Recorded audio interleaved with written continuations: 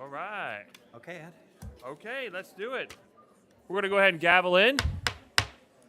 A call to order the meeting of the Osborne School District Governing Board for our October regular meeting.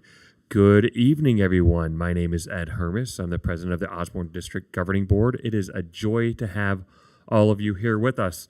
We're going to start our meeting, as we do all of our meetings, with the Pledge of Allegiance. And it looks like we have some students here, I believe, from Encanto, to lead us in the Pledge of Allegiance. We'll all stand up and say the pledge. Thank you. Go ahead and start. I pledge allegiance to the flag of the United States of America and to the republic for which it stands, one nation, under God, indivisible, with liberty and justice for all.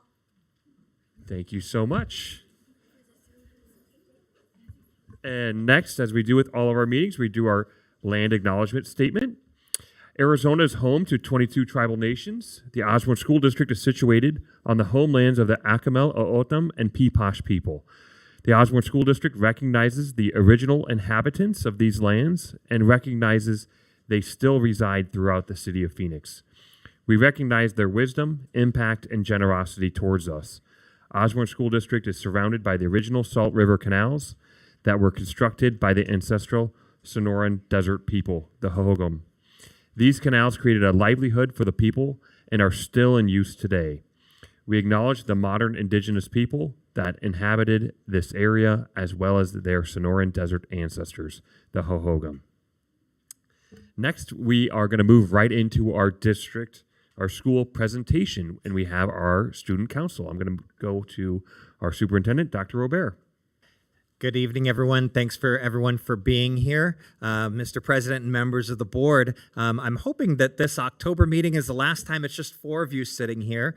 As many of you may know, we're in the process of looking for a 5th member of our governing board. The opportunity was open for people that live within the community to submit their names. They've spoken with us, and they're currently in the process of being interviewed by the county superintendent.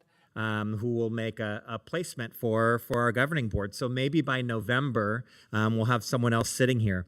In that process, we talked to a lot of people, and one thing that we learned from them is that, I'm looking right in the cameras right now, because we learned that there's probably every meeting somewhere in between 50 and 100 people that watch our meetings, that are engaged with our community. So to all of you that are watching this from home, thank you so much for your interest, and it's really a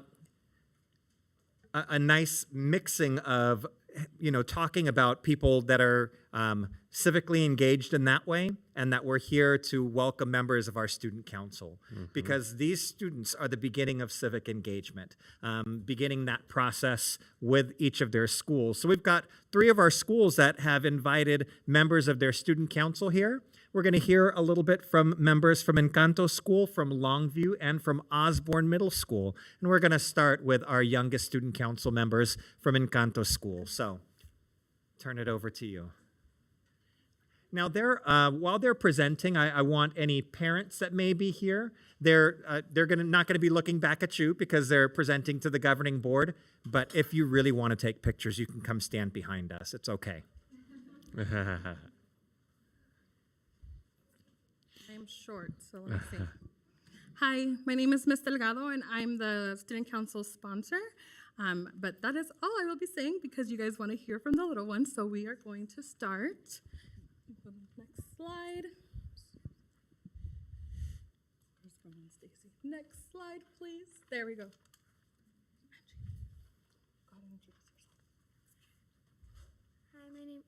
Hi, my name is Angie. Hi, my name is Colette. Hi, my name is Watson. Hi, my name is Lucas.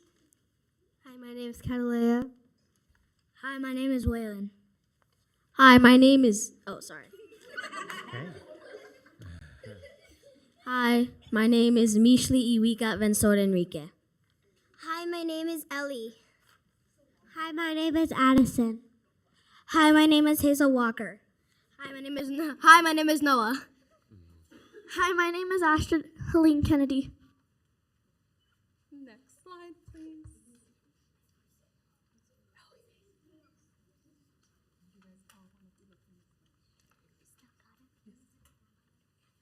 you want it down?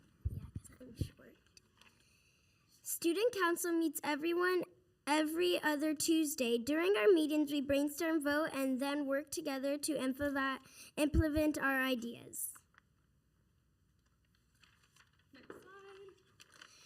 To initiate, implement, and complete projects and activities which will be of help to the school, the students, the faculty, the administration, and the community. Okay, equity committee. Up.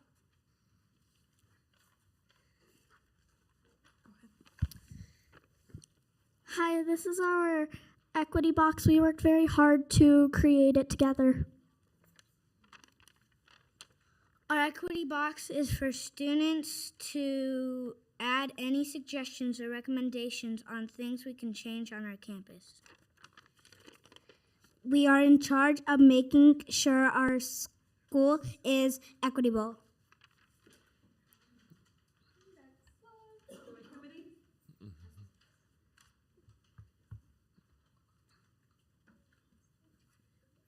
We are in the Joy Committee.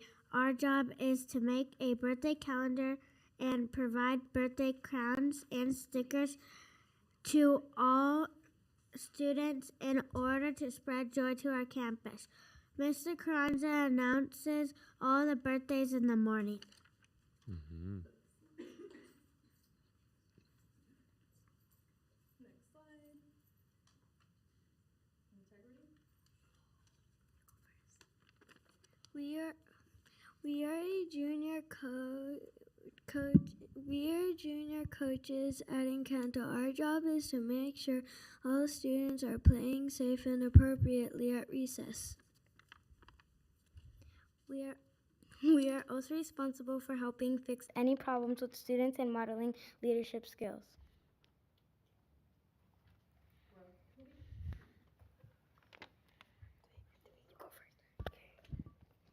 Hi, we are in the growth. Oh my God. Hi, we are in the growth committee. One of our jobs is to help our younger students to learn to read. Another job is to encourage others to grow by writing positive notes and randomly passing them out. Next slide.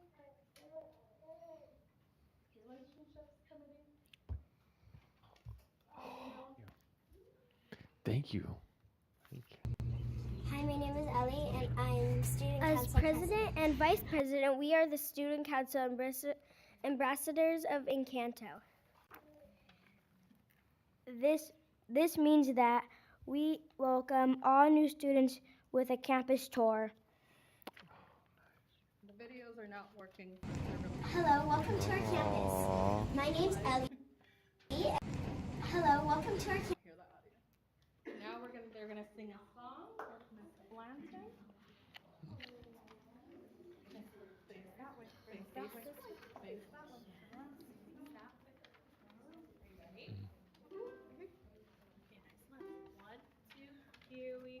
Encanto, Encanto, our favorite place to go. Beep, beep. Encanto, Encanto, we're road runner Mo. Beep, beep. Encanto, Encanto, our favorite place to go. Beep, beep. Encanto, Encanto, we're road runner Mo. Beep, beep.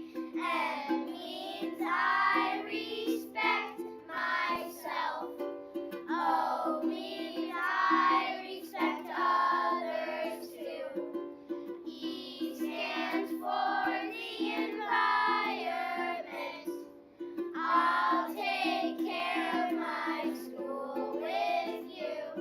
Encanto, Encanto, our favorite place to go. Beep, beep. Encanto, Encanto, we're road runner Mo. Beep, beep. Encanto, Encanto, our favorite place to go. Beep, beep. Encanto, Encanto, we're road runner Mo. Beep, beep. Woo!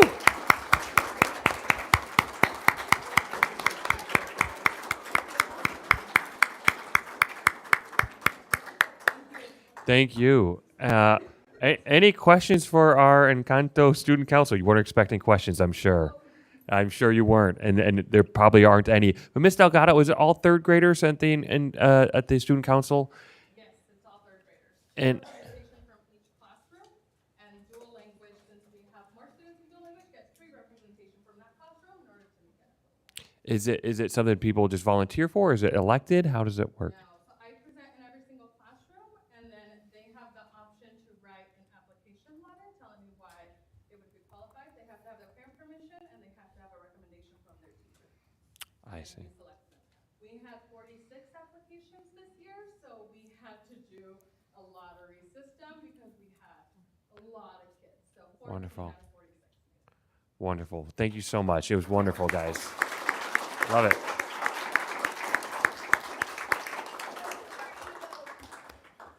Thank you, Encanto, and I'd like to welcome Longview to come forward.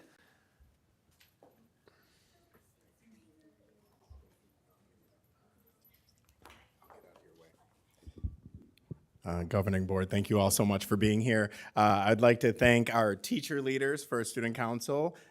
We have the wonderful Miss Baez as a kindergarten teacher who is helping us, and then of course Miss Hernandez as our 5th grade teacher, and I'm gonna let them do all of the talking with our amazing Student Council, with never forgetting our focus is the time is now, our families, our kids, our future. So you're gonna hear about our future. Thank you. Wonderful.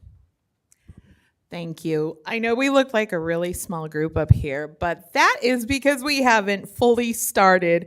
We are actually going to be having our first student council meeting with all our representatives this Thursday. So we typically do meet on Thursdays.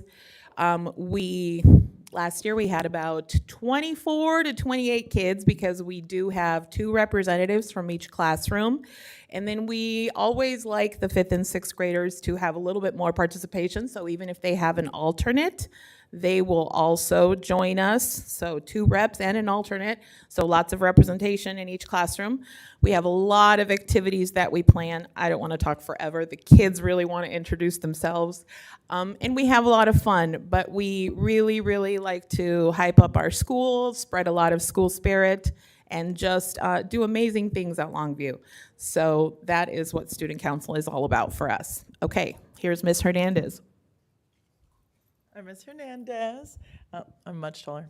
And I'm so excited to be, again, another student council advisor. We have such an amazing group of students. They are just so respectful and so responsible in everything that they do. And it's very evident every time they come to our meeting. It's very evident when you see them on campus. You know exactly who those students are, and they shine very bright. So I'm going to have them introduce themselves and explain to you guys why they joined student council and what they're looking forward to. Thank you. Hi, my name is Mercy, and I'm in 6th grade, and my teacher is Mr. Hendricks. The reason why I wanted to join student council is because I wanted to be a leader, you know. I wanted to be a role model to, like, the little kids. I wanted to, like, be someone that they can look up to and, like, just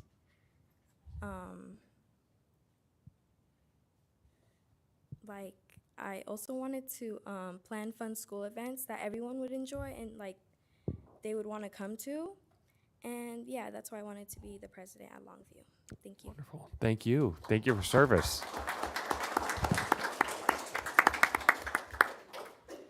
My name is Reina Zarate. I'm in 5th grade at Longview Elementary School, and my teacher is Miss Heiser. I wanted to join student council because my older sister, who's now in high school, has been treasurer, and I really wanted to follow her steps. Not only do I think that student council will make you more responsible, but I always wanted to join it because it's fun and I really get to help. Wonderful.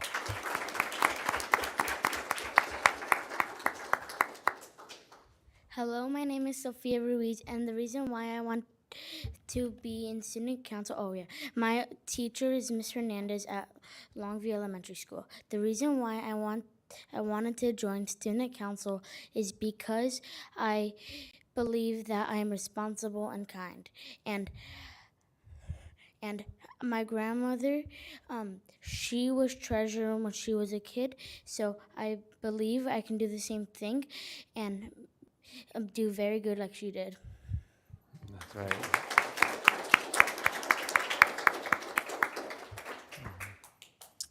Hello, my name is Josie Ruiz. I go to Longview Elementary 6th grade Miss Baber's class. The reason I enjoy being in student council is because we get to help with cool activities such as the trunk or treat and scaregrams, which are coming up this month. Wonderful. Thank you.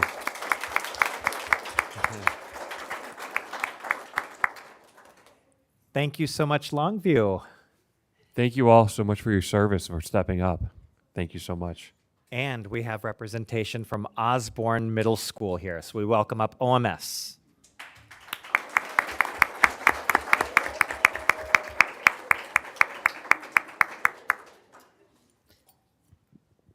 Good evening. We are so excited to present from Osborne Middle School. We have 3 students here, but we actually have a pretty large student council, about 15 students. They can join just simply by wanting to come every week, and then they have to apply if they want to have a certain position within student council. This group is super lively. They have amazing creative ideas, and they really are the backbone of planning our events and bringing a lot of spirit to our campus. So I'm going to let them talk a little bit more about what they like about student council and what we are currently working on. Great. Hello. My name is Avery Poe. I am in seventh grade. My favorite thing about being at OMS is how nice all the teachers are there. And the reason I joined student council is because I love doing after-school programs and helping out the school. As a student council member, we are excited to prepare our campus for Red Ribbon Week, which is happening next week. Red Ribbon Week is to help bring awareness to live a drug-free life. The theme for this year is to be kind to your mind. We are making ribbons and signs for students to commit to the drug-free pledge.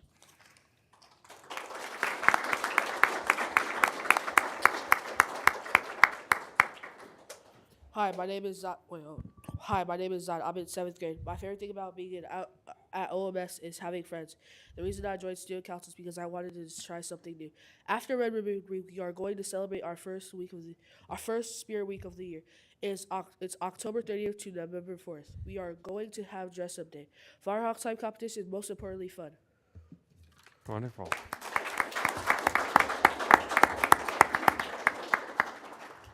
Hi, my name is Julia Clark. I'm in 7th grade.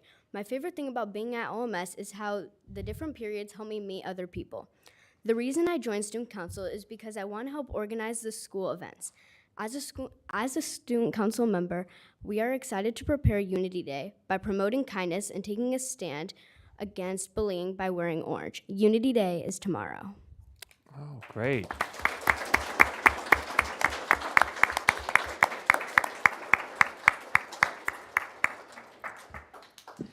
Well, thank you so much. It was wonderful to hear from all of our student council members. And this is step 1 of becoming involved. One day you will have the opportunity to run for public office where you can not only serve your school, you can serve your community. So the people that you see sitting up here, not me, but them, they all ran for office and were elected. So thousands of people decided they wanted them to be in these seats to help lead our school district. And you guys are taking the first step. Maybe that's going to be you one day, or maybe other ways of serving your community. But thank you for starting serving your community by serving your schools and taking care of them. Yeah, thank you guys so much for coming and for stepping up to serve our district. We're all volunteers here, and just like you guys, and working to make Osborne a better place. So we really appreciate it. I got my start in student council in middle school myself. I ran for treasurer and somehow got elected. And so I see you guys, I see the path that you're on, and I really hope in the not too distant future, some of you all are sitting up here helping to guide and continuing to work for the Osborne School District. So thank you so much for your service. We really appreciate it. We're going to do a quick break. Is there any questions? We've actually got a else? couple other celebrations to do wonderful. before we We'll go ahead and do those. break. So I'd like to turn it over to Ms. Kathy Gentry, our Director of Curriculum.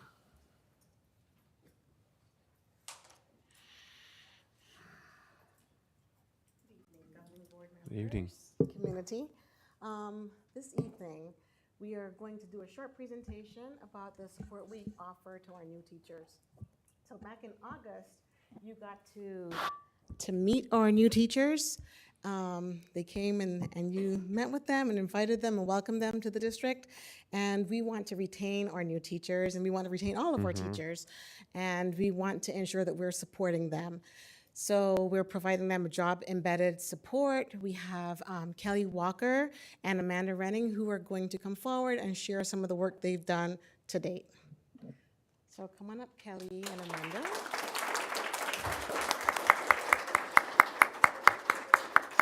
You can go ahead, Brendan. Thank you. Actually, I don't want to read all these slides, but we have a very lengthy goal. We really want to just thank you guys for continuing with this. Last year, it started with just supporting the AZTR residents and their supervising teachers, and we expanded it this year to supporting all new teachers. Amanda joined the team, and so together we get to go in and support at all sites, and not just those teachers who are in the AZTR program, but all new teachers. Go on, Brendan. This is me. I'm one of the people on the team. It's a two-person team right now. Those are my children and my family, and these are some of the new teachers. The two pictures are actually the cohort 1 AZTR resident teachers, and then the second picture are the resident teachers from this year. But I can support any new teachers. It's totally dependent on site, what they want. Some of the things that we do professional development tailored to the new teachers, to their needs. I go into classes, I coach, I co-teach, I model, I provide feedback, I meet with teachers individually, and like I said before, it's dependent on what the sites want. Hi, thank you for having us. This is just my family over here on the side. My husband's also a teacher at Metro Tech High School. I've been in education for 20 years, and some educational pictures on the side there. Go ahead and click on, please. I'm supporting the 0 to first year teachers. I have the AZTR cohort 1 who have their first classroom this year. I'm at Encanto, Clarendon, and Solano. Really building that relationship, that trust with those teachers, allowing me to come in and support them. We're building small groups. We're looking at data, co-teaching, co-planning, anything and everything that can help them to make it through this school year and be as successful as they can be their first year. And together we're doing a lot of professional development with our group. We have done conscious discipline thinking maps, our teaching and learning rubric, and coming up we're working on our instructional content, presenting to the whole class, making sure all those students are engaged, and then we're moving into some small group focus and many more opportunities for our new teachers to learn and grow throughout the year. No, we just really appreciate the fact that we get to support the new teachers, and we hope that we get to continue doing it for many years to come. We realize if we do, then there probably won't be very many new teachers, but that's okay. We'll keep supporting them in some facet. Thank you. Thank you so much. Thank you.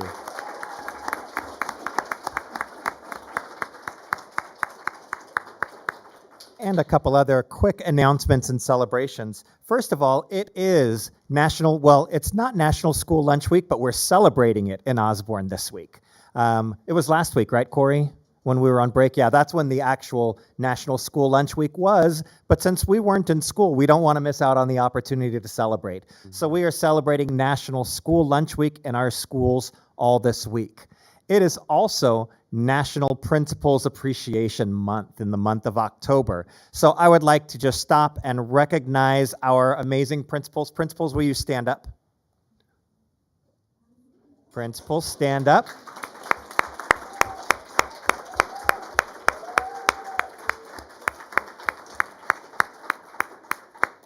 And the final thing, I've written to you guys and let you guys know that for the past year and a quarter, Osborne has been part of a cohort of learning and supporting equity initiatives within our district. It's referred to as the Multicultural Student Achievement Network.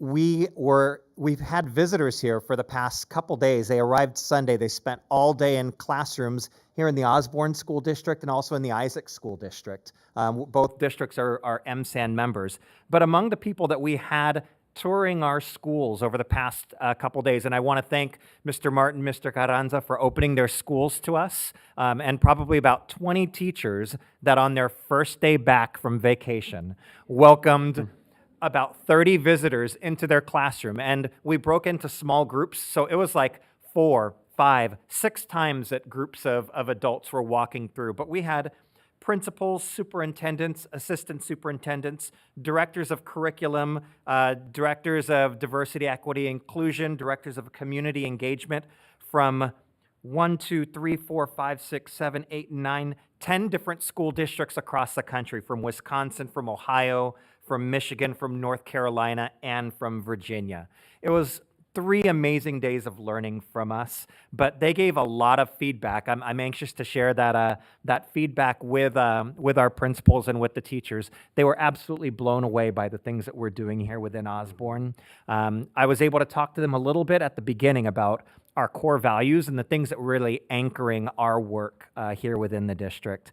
And they said that those things were amazingly super evident by walking around campus, by the feeling they got being in Osborne schools, by the joy that was present on students' faces and their interactions, and teachers as well. And I do have to say that there were 3 individuals that actually started crying in the classroom because they were just touched by the interactions between adult and child, and just thought it was so special what was happening, the connections that were happening. It was a really wonderful, beautiful visit. The teachers and principals here in Osborne really made me proud with how they showed off the amazing things happening in Osborne. So if anyone is out there watching that is looking for a district to put your school, you want to be right here in Osborne School District. Right. And that's it for my celebrations for today. Okay, wonderful. Yeah, we'll clap for that. We'll clap for that. Absolutely. All right. Hey, Brendan, we want to take some photos, right? We're going to go on a quick recess here. All of our meetings are public. You can stay as long as you want, but it is a school night, and I know you guys might have homework and things like that, just like my own kids do. So we're going to take about like a 5-7 minute break. Do we want our student council kids to come up and take a photo here? If I have all of our student council kids come on up right here in front of us, we're going to take a photo, and then we'll go on break. You guys can go home. And anybody who wants to stay, of course, can. Yep. Yeah, who wants to hold the gavel? Yes. Different type of recess. Yeah. Order in the court. You want to hold it? Okay, you can hold it. Okay. Just don't walk away with that. You got to get up in front of the picture too, so people can see the gavel. Oh, sir, we can stand in the back. No. I don't think any of them's taller than you. Yeah. Awesome, Brandon. Brandon. Hi, guys. Sure. What do you want to hold? You want to hold this? Hey, maybe not. Here's what I'm gonna do, guys. Do you want us back here? I want everybody right in here in like a clump, okay? So the line is gonna be real boring to look at. Here, everybody come way in. Yeah, I agree. Stop there. It looks really weird back Let's there. get tall people like middle schoolers and Mr. Hernandez. No. You guys need to get coordinators. Get in. Do you want me to take a picture with this all? Okay, ready? And we're gonna go.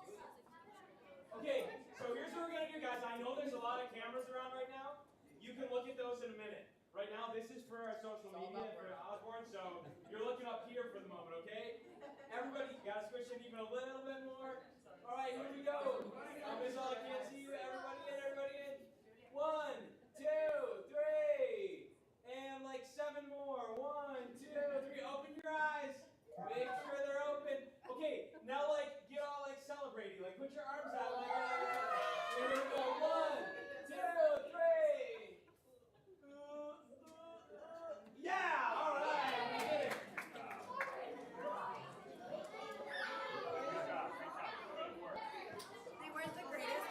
That's okay. Okay, because I was trying to take with both and I couldn't.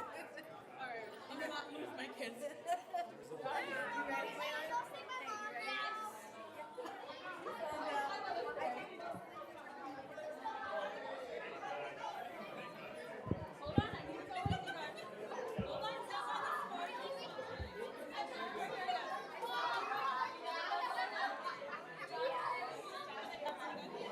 So far, yes, it's interesting. I'm reading it for a book club, so.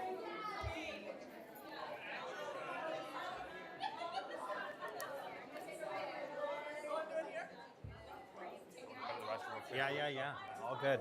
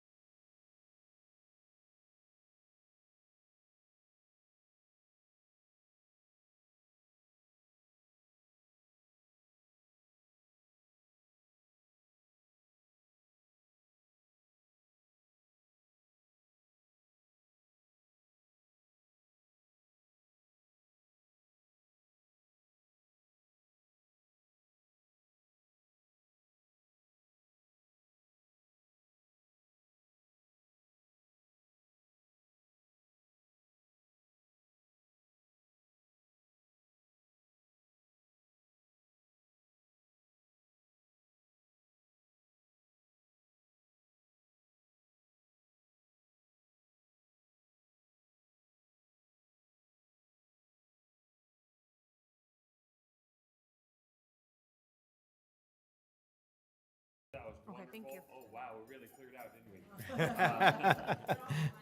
It was wonderful. It is a school night, so that is absolutely fair. We're going to move on to district announcements. Do we have any district announcements we haven't already made? I already did that. Yep. Perfect. And then we're going to move on to consent agenda. Is there any discussion or items on the consent agenda that anyone wants pulled off? Hearing none, I will entertain a motion. I motion to pass. Or I move to pass the consent agenda. That'll work. And you have a second? Second.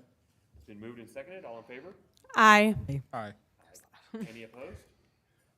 Hearing none, it does pass. Moving on to call the public. Lisa, we got anybody call the public today? No, not one. Okay, all right. Maybe next time. Moving on, I don't think we have a board presentation No. today. No. So I'm going to move straight past that to the administrative reports, which I always appreciate. I know it takes time and effort to do the administrative reports for our principals and other administrators, as well as the other folks who do our reports like OEA. Any questions, comments on any of our administrative reports? No questions, just a comment. I was super just impressed and thankful for our district that the fact that we ensure to have interpreters for the parent conference meetings. I remember being in college and my best friend's mom would take me to her classroom so I could be her interpreter. So I truly appreciate the fact that we do that for our families here. So thank you. It was great. I can tell you though, from being at the parent-teacher conferences, they went really, really well. And it takes a lot of time and a lot of effort for the teachers to do that, as you guys know. But very much appreciated. Very cool. All right. Hearing nothing else, we're going to move on to our action items. Our action items, the approval of the first reading of our ASBA policy revisions. I'll kick it to Dr. Robert. Yes, this is a first reading, so with approval, we'll bring this back again next month before anything becomes policy. So there are a number of policies that were there, and I broke this down for you in an analysis of each one of the policies and whether or not I'm recommending approval. I went ahead and was recommending approval of most of these. There was one that had a little bit, the board organizational meeting, that was something new that is saying that instead, the old policy used to be that the organizational meeting had to happen between January 1st, January 15th. So we always had that one work study session in the first week that we got back. And I think the calendar this year, just the way it falls with a whole week, people were feeling rushed to get that organizational meeting in. And perhaps we're creating a policy that, circumstance brought about maybe something inconvenient this year. But it's really not a bad policy, just saying that it needs to be done within the month of January. And because that first organizational meeting is normally super short, normally all that we do there, the big thing is the organization of, where you elect a president, a clerk, and then we set the calendar for that meeting. For the most part, there's not any other business that happens at that organizational meeting. So we can, if you'd like to in the future, we can discuss this, just have one meeting in the month of January, the regular board meeting. Since that'll happen after the 15th, it'll be okay. We can start that meeting with reorganization, and we can save approval of the calendar for an action item during that and have just one meeting during January. So that one was a little bit of conversation or discussion, perhaps. There was one that I did not recommend. It seems like, it may seem to you like I'm nervous about it, the evaluation of the superintendent. My recommendation was to not approve that policy. The reason behind that is it has nothing to do with the evaluation instrument itself. The Arizona School Boards Association, along with the Arizona School Administrators, worked collectively on trying to come up with an instrument that they were recommending. I don't know if you went, Luis, to any of the sessions on that instrument. I've been to it before. If that was during the law conference, I did not. Yeah, I mean, it's an Summer. Did you? Yeah. The instrument itself is okay, and if you guys wanted to use that in evaluation instrument, I'd be fine with it. We're actually bringing next month the TAP rubric that our teachers use, the NIET rubric. Our administrators use the NIET principal rubric. We created and made our own NIET version of the director's rubric, and we're actually, we've made some changes to it. Colleen's going to be presenting to you next month and kind of doing a training for you. We had talked about using that for the superintendent's evaluation as well. This policy was not just about the instrument, it was about the timeline. And so the timeline was part of the Arizona School Administrators' recommendation to not approve this, as well as my passing that along to you. ASA worked with ASBA on the instrument, but they did not work with them on the recommendation for the timeline. What is being recommended by ASBA here in this policy is that the superintendent's evaluation be completed within the month of March. Just think about this when you came on last year. You were elected in November, onboarded, had your first meeting in January, and then to be doing a summative evaluation. I mean, it was one thing, for you to do it in June. You had only been with me for half a year. We were able to do it. But imagine having to do that summative evaluation after just really 2 months of working with the superintendent. We did see some instances here within the state of Arizona where some superintendents were moved out of their positions just 2 months into new members. And that's understandable. If the superintendent is not performing up to standard and needs to be evaluated out, so be it. That falls for everyone that has a job. You're going to be evaluated and you need to be performing appropriately. But it makes sense to have an instrument where the evaluator has actually spent time gaining the information and having the real knowledge to be able to assess the level of work that the employee that they're making an evaluation of has done. So because of that, the Arizona School Administrators and myself to you is not recommending approval of that policy. When you say that, you mean CB? CBI, yeah. CBI EB, which is going to be the exhibit. I'm looking to bring the NIET evaluation that you're going to be trained on during the work study session in November as CBI EB. We're recommending just leaving our current CBI that we have. We already have an evaluation of the superintendent policy in place. So just to clarify, we as a board can set that Correct. timeline. That's not Yes. under statute. Yes. Okay, thank you. And to put an even finer point on it, CBI would require us to do that evaluation in March rather than. Correct. We currently do it typically. We do it at the end of the school year in June, so that you're evaluating me for the, we've had discussion. That last one was for the 22-23 school year, and we did it at the conclusion of the school year. It would make sense to either do it in June or in December. I think our policy actually says December. But that has not been, a practice. That's not a me thing. Like the entire time that I've been here, there have been pretty much quarterly check-ins with the superintendent and that summative done at the end of the year when we do all of our other evaluations. But March does not seem like an appropriate time. So it's my recommendation to not approve, but that's your guys' call. To approve all but CBI and CBI ED, correct? And policy GCG, which is part-time and substitute professional staff employment. That it just does, it's not applicable to Osborne. It's specific to small school districts.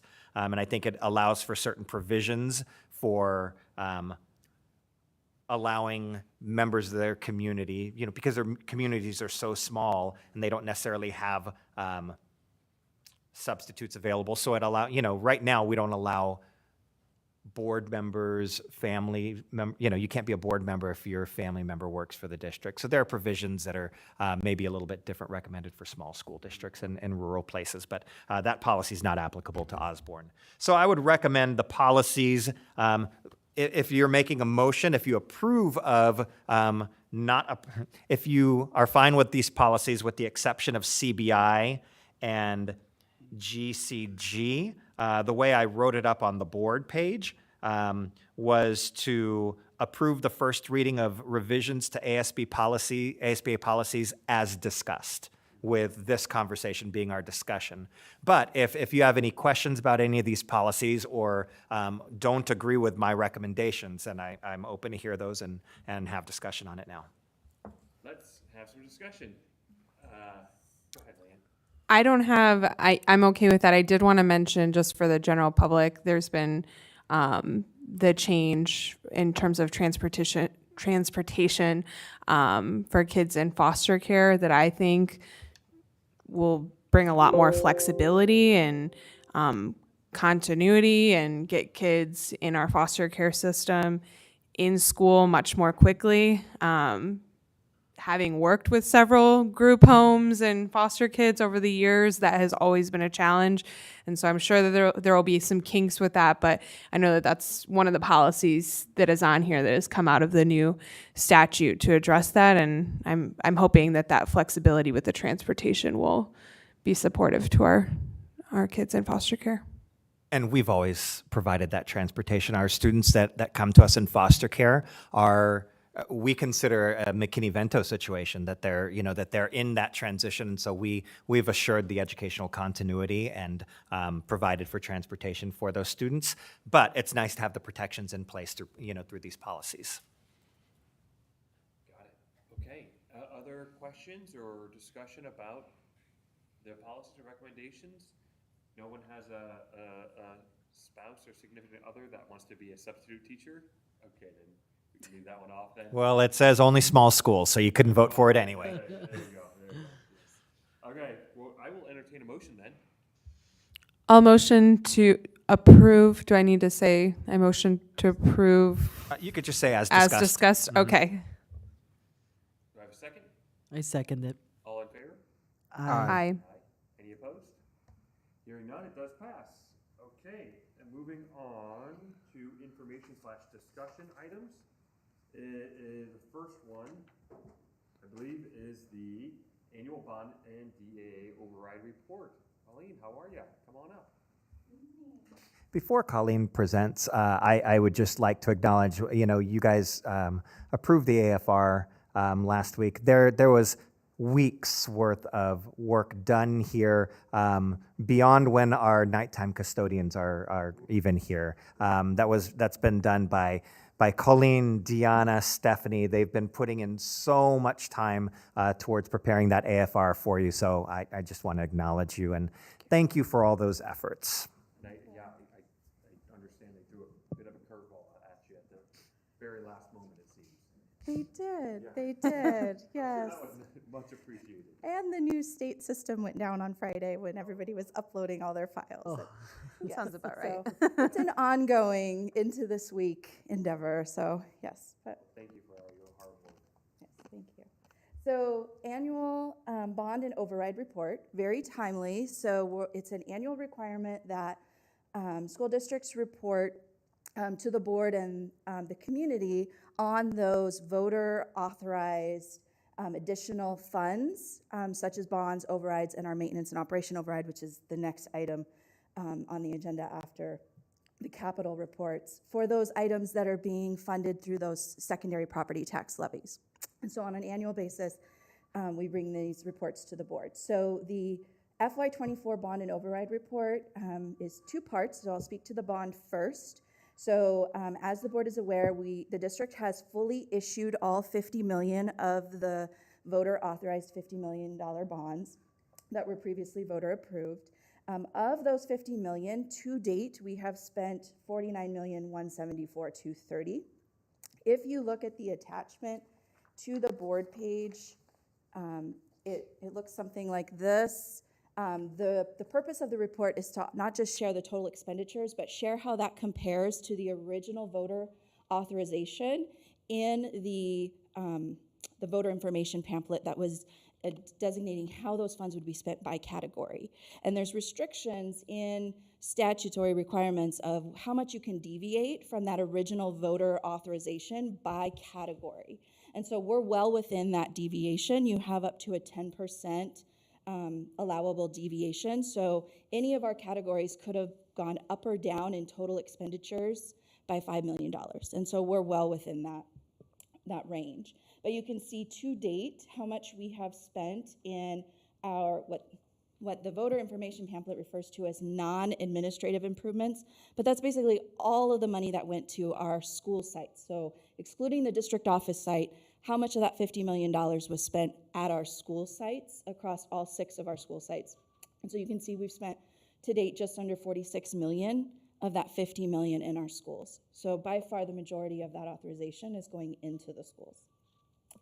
Student transportation and buses, and so renewing that fleet, you can see we've spent to date 500,000. That's under what we had initially thought we would spend, but that's because since the voter authorization of the bond, the state had actually released other grant opportunities. And so Stephanie went after a lot of those other grant opportunities, and so we were able to get additional funding for those electric buses that then we didn't have to spend as much out of the bond on as we had initially planned for student transport vehicles.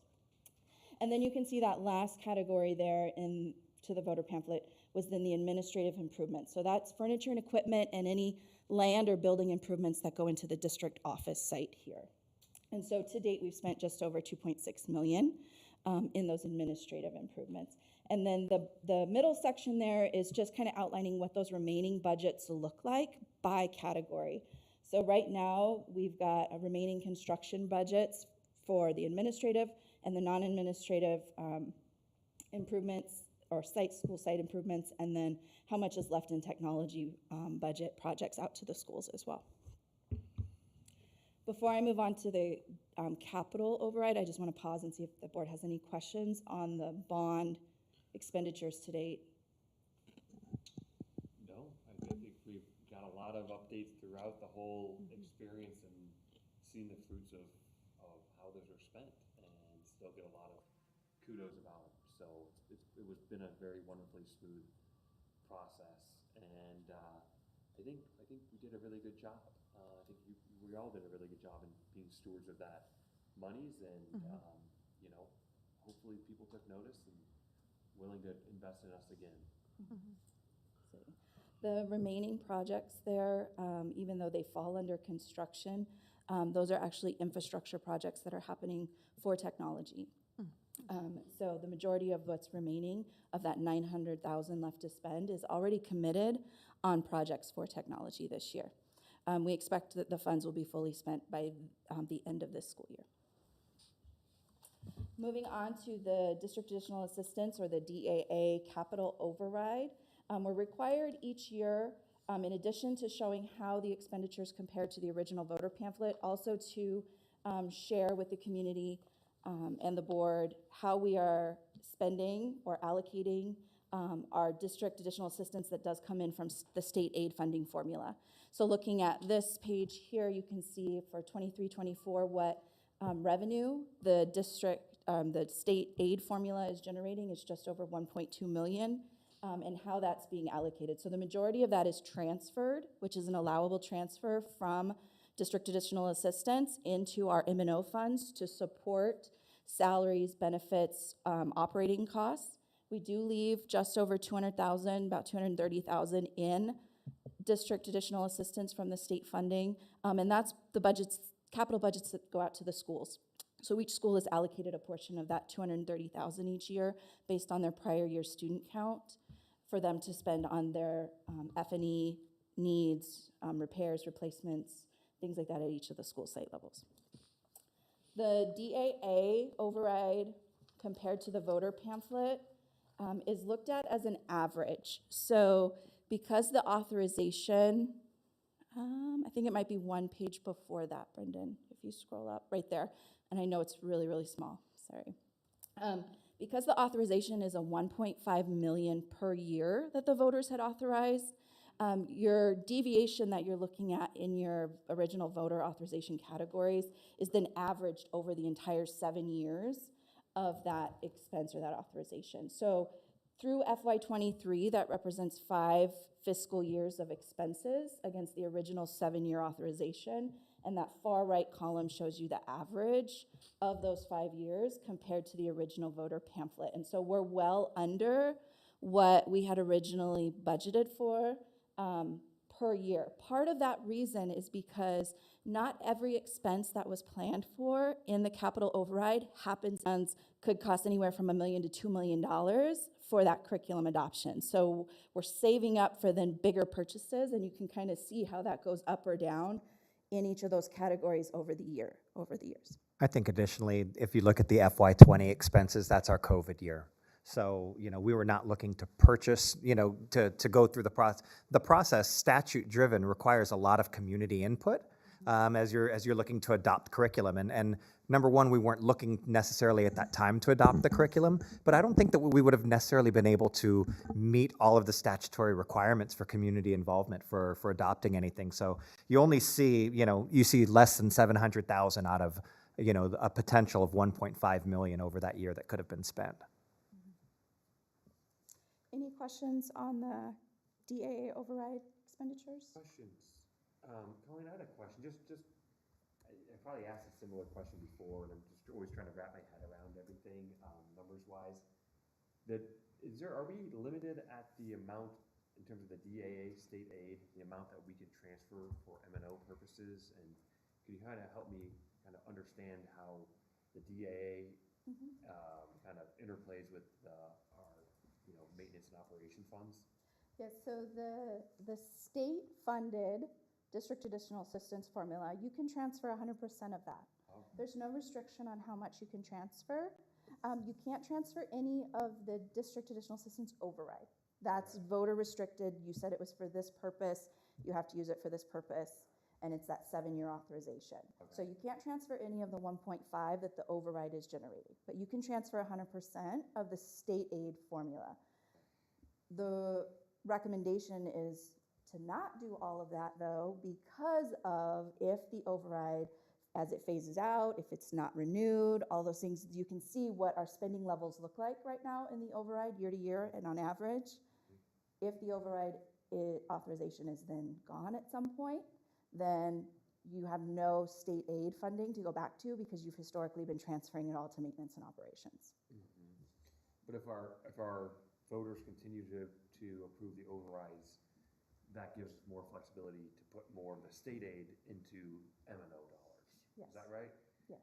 Okay. Because I'm always, trying to understand the numbers to see how we can put more money into M&O, which to me, the biggest piece of M&O is our People. salaries, our Yes, people, our so people. I'm always trying to figure out how we can increase our teacher pay, increase our staff pay, keep our people here, so. Yes. Understanding the numbers helps. So, passing these overrides, the headline, passing these overrides helps maybe in a roundabout way, but certainly helps our teachers and our staff as well. Is that Yes. fair? Okay. Thank you. And my tagline would be really bringing it back to students. Yeah. Because the capital expenditures, the capital needs that are funded by both the bond and the override, the capital override's primary purpose is instructional technology and instructional curriculum. And that's direct student impact. That's what our students need every day. And so, any other questions? No, I don't Okay. hear any. The next item is the FY23 annual M&O override report. And so, again, required every year to provide an update. So the M&O override in FY23 generated just over 2.5 million.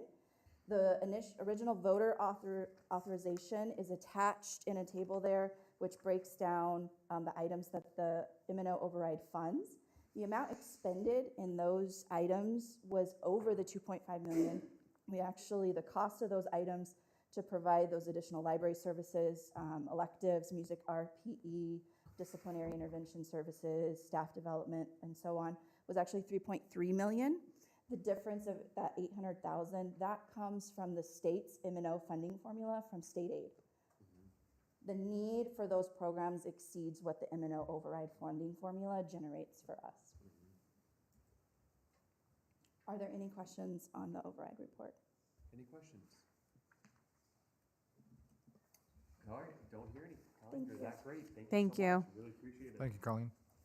Okay, moving on to our board development.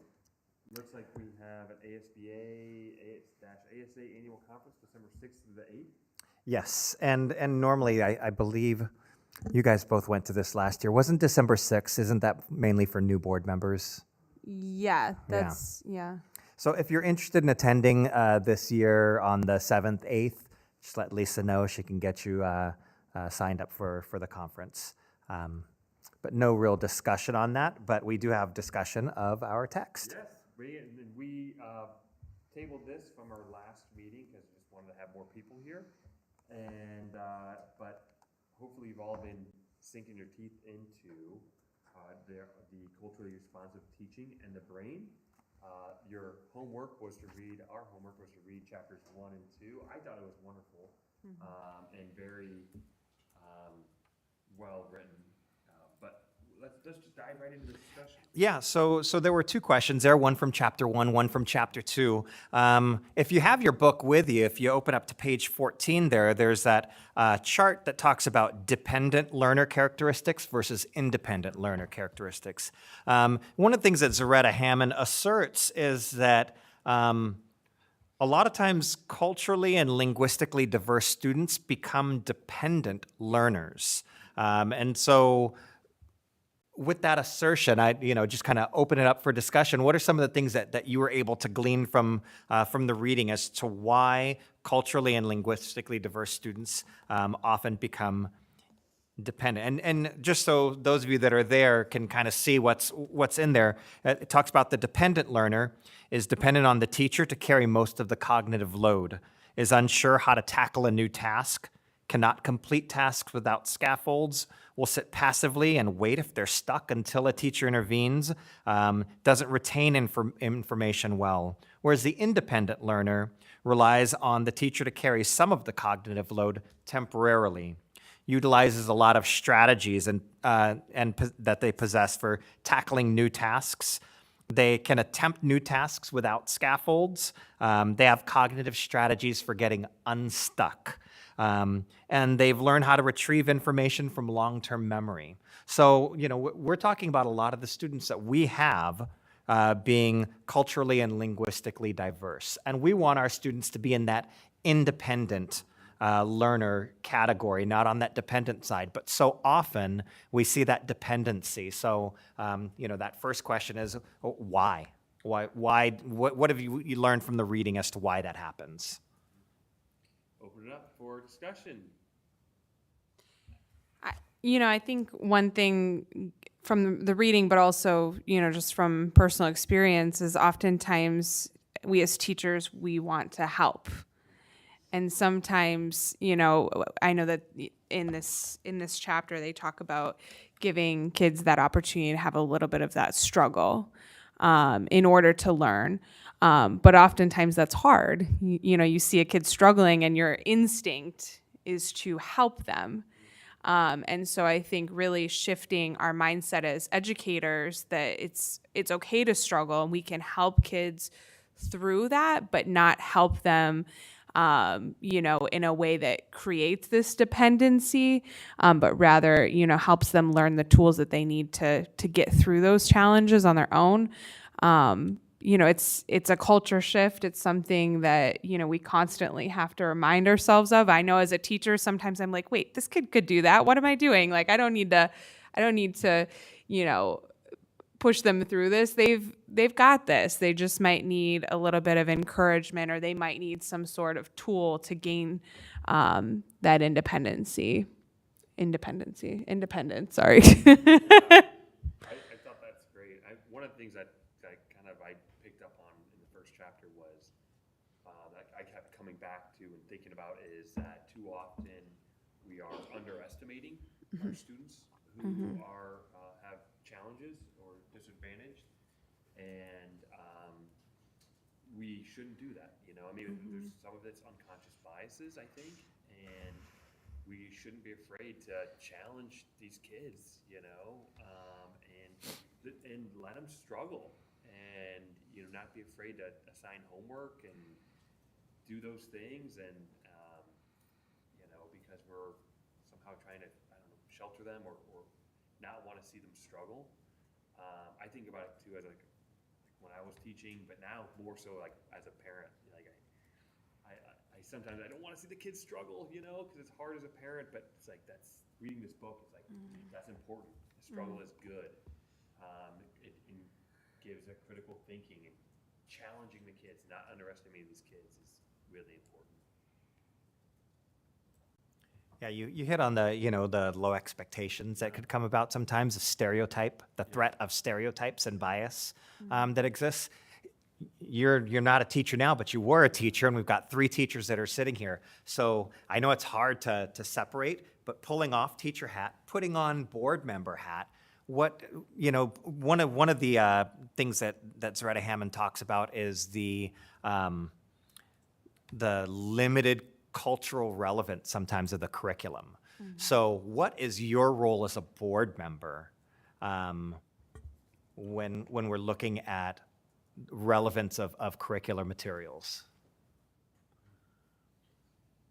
I think it's making sure that we're inclusive and really reach out to our parents and our community members, when we're setting curriculums. I know there's different policies, we have to do those things. There's a way to do that that's kind of passive, and there's a way to do that that's really active and invites in, and people that don't always feel empowered to be a part of that discussion. Linguistically and culturally, it's just really important to keep those things in mind when we're setting curriculum. I think coming from certain backgrounds, or maybe the dominant culture, you just assume certain things are given of knowledge, and that's not the case. When you have diverse people making the decisions, you have people that realize, no, that's not just a baseline. You shouldn't assume those things, those facts, or that background of knowledge. That's a cultural thing. That's not ubiquitous for our students. So making sure that we have that community involvement, diverse community involvement, engaged, especially for people who have a different, first language.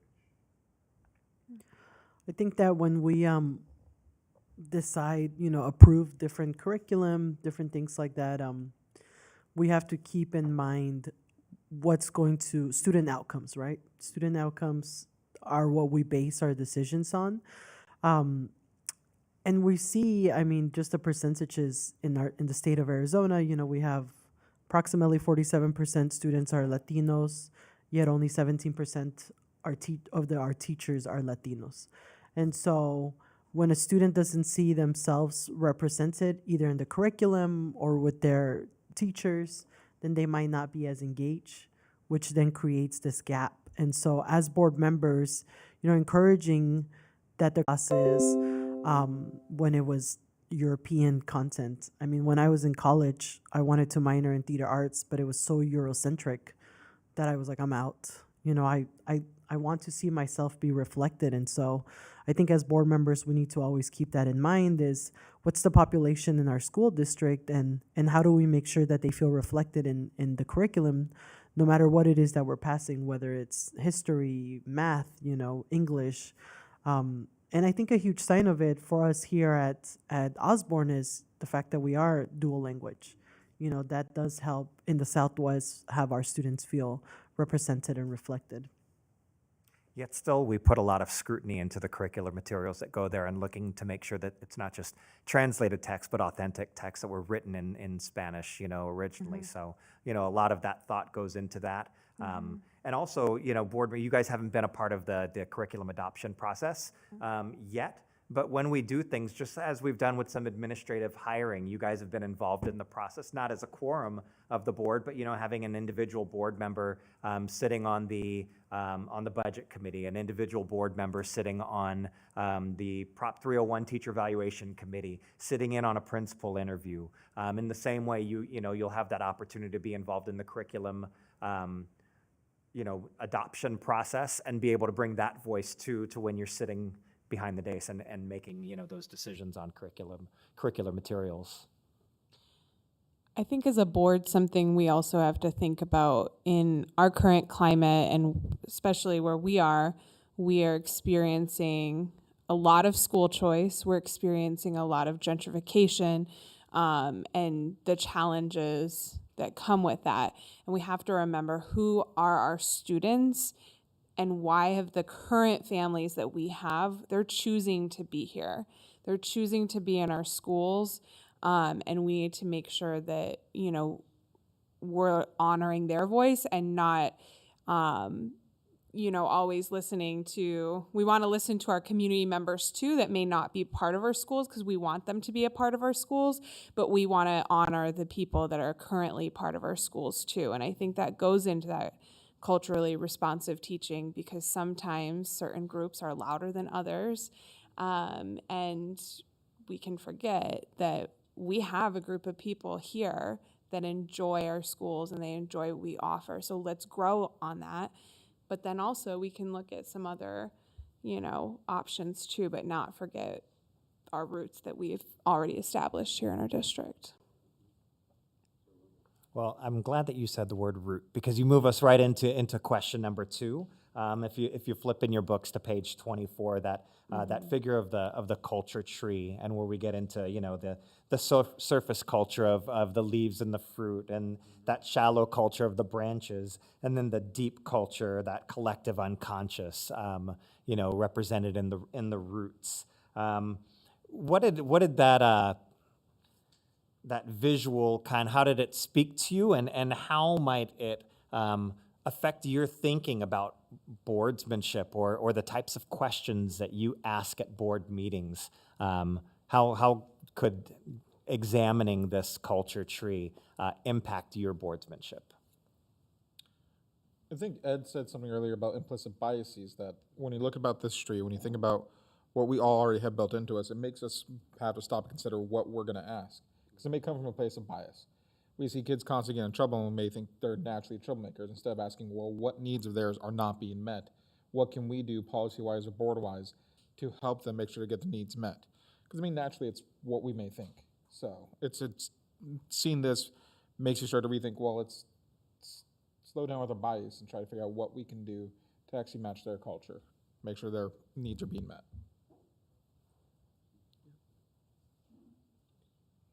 Yeah, I think about how diverse our community is. We're a very compact, kind of small district, but amongst it, I mean, we have a lot of diversity in terms of where our kids are coming from, and it is hard to set policies that really make sure that meets the needs and meets the diversity of our kids. I think a lot about because we set up, policies and discipline policies, and what I think a lot about that, and especially when I read our reports and whatnot, I think a lot about this, what some cultures view as aggression or disrespect, other cultures don't, and vice versa. And it reminds me when I went up to the Navajo Nation to go teach, and I would say, hey, this kid won't look me in the eye.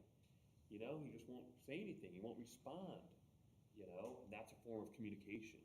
And I thought, when I went out, when I started teaching, I think this is, from where I'm coming from, this is a sign of disrespect. But it really wasn't. It was just, there's a form of communication. It took me a long time and a lot of learning to make sure I'm learning how people view the world, how my students view the world. I took classes and all of this, and it really helped. I was a better teacher my second year doing it because of that. But our teachers have students from so many different diverse communities, and making sure that we have our professional development, making sure that our teachers and our staff are reminded of that and can see those things so that we can be better teachers in our district. It's not easy, but I think we have to constantly remind ourselves of that, of just the wonderful diversity that we have in our district with our kids. Well, this book was, number one of the recommendations from Kathy Gentry in our curriculum department. It's the text, one of the texts in the Arizona Teacher Residency. So our new teachers that are coming on board are learning through this book. I've seen it used in professional development within our district. So thank you for engaging. I'm sorry did I cut anybody off from responding? No. Okay. But thank you, and should we just take the next couple chapters for the next board meeting? And let's do it. All right. 3 and 4, does that sound good? Sounds good. Okay, we'll do it. Moving on to reflections/feedback for the meeting. I'll start with board member Ramos. I just want to say that seeing the student council presentations was really great. I think that first part of our meeting always really warms up our hearts and then makes us feel, like sure of like this is why we ran, this is why we knocked on so many doors, is just to see all of these wonderful things that our district brings. So I'm just really thankful that our board, that we all have a great relationship here, and that we're all here for the students and the staff, and that we get to see that and experience those wonderful opportunities. So definitely core memories that we're building here. So so thank you for just sharing all of those things. I also wanted to echo just seeing our future governing board members or leaders in our community. It's tough. It's tough for me to speak in a public setting, and they all came up here and just did an amazing job. I'm really proud of the teachers and the staff that support them too, as a collective effort. So thank you for that. I also do want to recognize we're a very diverse community. There's a lot of things happening overseas. I am Arab American. I feel directly and indirectly impacted by this. I know, people over there right now. And I really want to encourage all of you to recognize that there may be students, families, community members that also are feeling scared, they might not feel like they have a safe place to talk about their feelings. They might not even know fully what their feelings are. I know, I feel it's hard to talk about it. It's hard to see it. There's a lot of videos. There's a lot of social media. I'm sure that our kids are seeing some pretty terrible things that they may not have. And so just be reflective of that. I would love to see, our district offer to our families or students an opportunity to speak with social workers or whoever they might need to if they need to talk to somebody about this, because there's a lot going on, and I know that that's really hard.